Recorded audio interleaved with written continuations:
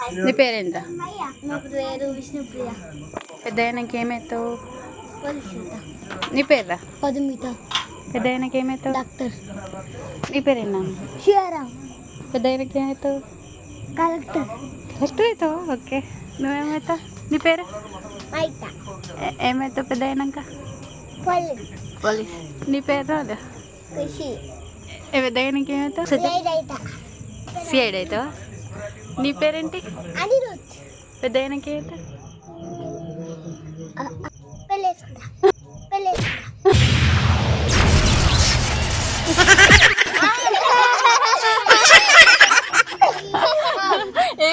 ఇంకా అమ్మాయి అవుతాడంట. ఇంకోసారి